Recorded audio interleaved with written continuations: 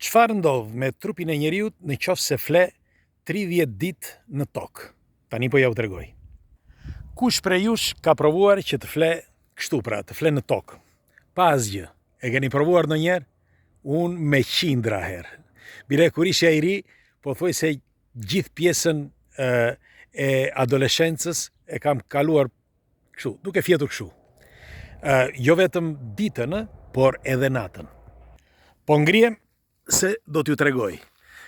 Ç'është e vërteta, bari disa herë në këto bluzat e reja kështu dhe të bardha, kur është i njom le shënja dhe ato nuk hiqen. Bëj çfarë të duash ti nuk hiqen.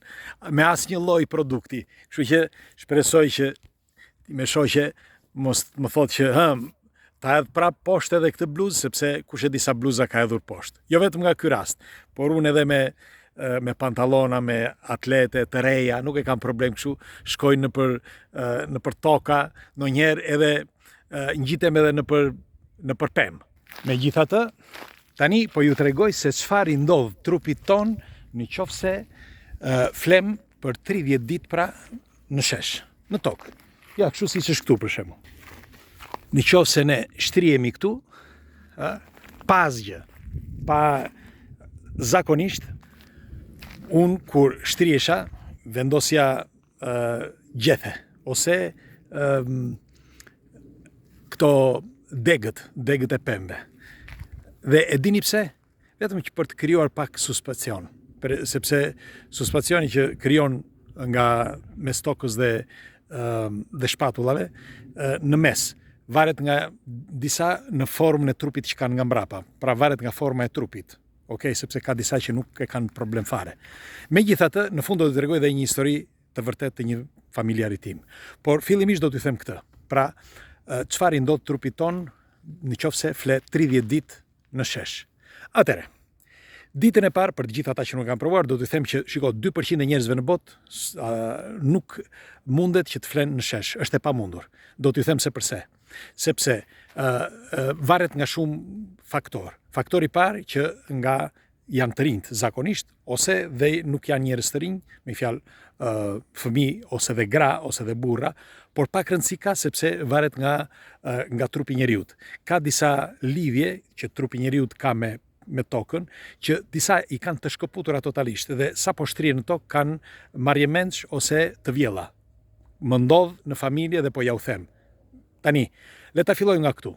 Ka 2%, si ju thash, në botë që të njerëzve, bëhet fjalë për miliona njerëz që nuk mundet të shtrihen që të flenë gjumë, pra në shesh.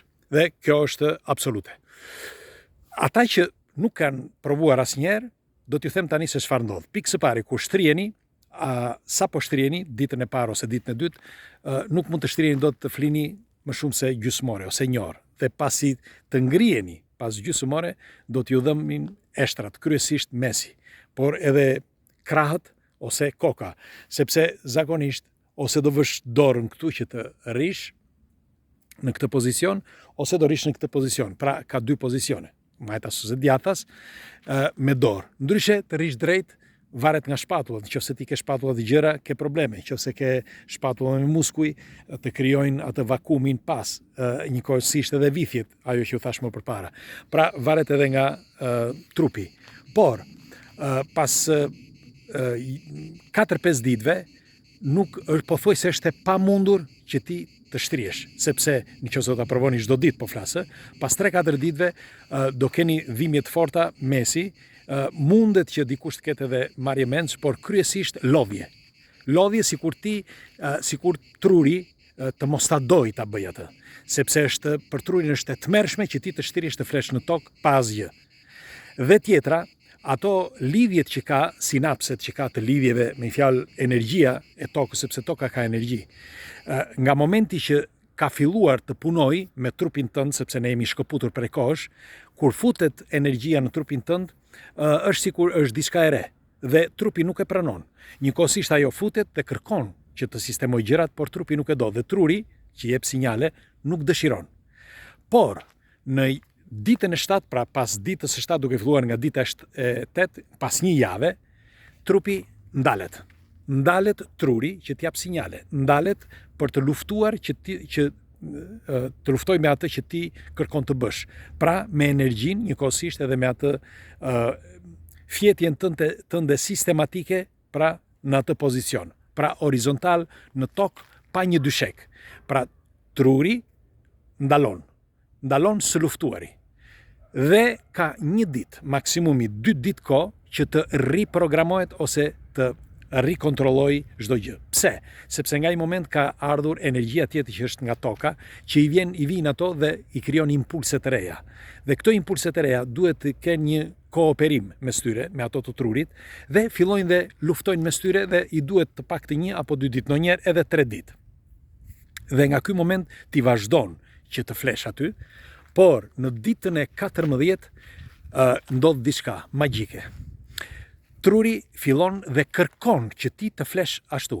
E kanë provuar këtë, e kanë provuar edhe me teste laboratorike, është e dokumentuar. Truri fillon që të punoj me fjalë dhe kërkon akoma më shumë që ti të shtrihesh aty, sepse ka gjetur sinapse të reja, ka gjetur vibrime të reja. Dhe këto i nevojiten sepse nuk i kishte më përpara. Tashmë gjendet i freskët dhe çfarë bën? Rregullon të gjitha problemet. Pra fillon që të rregulloj të gjitha problemet që ti ke. Duke filluar që nga shtylla kurrizore, fillon dhe e drejton. Nuk është fantazi, këto janë të vërteta të dokumentuara. Pra fillon dhe rregullon shtyllën kurrizore. Do ta kesh trupin më të drejtë. Nuk do ecësh më kështu, por do të ecësh drejt. Bile do të dukesh edhe më i gjatë, sepse shtylla kurrizore duke u drejtuar, ti ecën drejt. Dhe e ke gjoksin të fryrë. Pra duhet të dini që do ja u them këtë, është thjesht sepse më thoshin dikur, po ti pse fryesh? Unë nuk është se fryesha, por duke bërë për ditë stërvitje dhe duke qenë për herë në gjimnastik dhe shtriesha për herë në tokë, unë kisha trupin me fjalë lastar dhe plot me muskuj, normal që ti rri drejt dhe fryet trupi, po jo se fryesha unë. Dhe kjo është një nga arsyet që trupi duket i fryrë dhe dukesh më i gjatë. Në fakt, tani dukem sikur jam futur në ujë, sepse mosha bën vetëm, por edhe njëkohësisht edhe për këto gjërat sistematike që bëja dikur, nuk i bëj më, sepse kalon një kohë, ke një jetë tjetër, mënyra jetesë e tjerë. Dhe si përfundim, ti në ditën e 21, ti ke rregulluar pothuajse pjesën ndërmuese të trupit, por nuk mbaron këtu, sepse duke filluar nga dita 21, truri fillon që të sistemoj edhe organet e brendshme. Pra jo vetëm ato të jashtmet, pra jo vetëm shtyllën kurrizore dhe gjitha kockat e çfarë janë ato, por edhe organet e brendshme nëse kanë probleme. Pse kjo?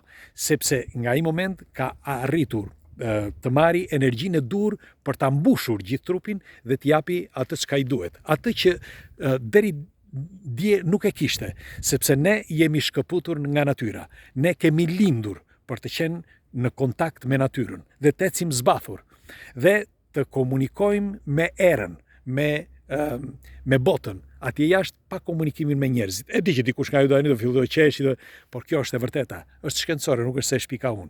Pra ne duke u shkëputur nga bota, ne kujtojmë se, nga natyra më falni, ne kujtojmë se kemi bërë zhvillimin e madh, por nuk është ashtu. Njeriu është sa të hapësh e mbyll syt në këtë planet. Dhe ti duhet të jesh gjithmonë në kontakt me natyrën dhe me oksigjenin.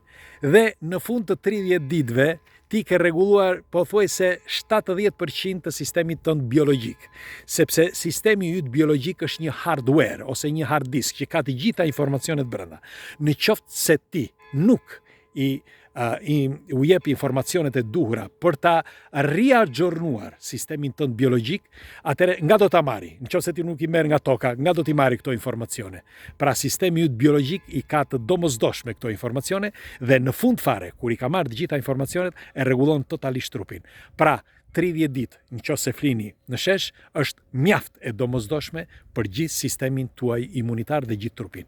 Pres komentet tuaja çfarë mendimi keni dhe nëse dikush prej jush flet në shesh ose dikush prej jush e ka bërë. Ose kush do ta bëj, do t'i lutesha të na tregoj këtu ato përvojat e tij. Pres komentet tuaja, kalofshi një ditë të bukur dhe ju përqafoj të gjithëve. Shqipe, të marrim mend diçka, jo se unë di gjithçka, por po ju tregoj vetëm eksperiencat e mia dhe duke diskutuar së bashku, unë mësoj nga ju, ju mësoni nga unë. Kalofshi bukur.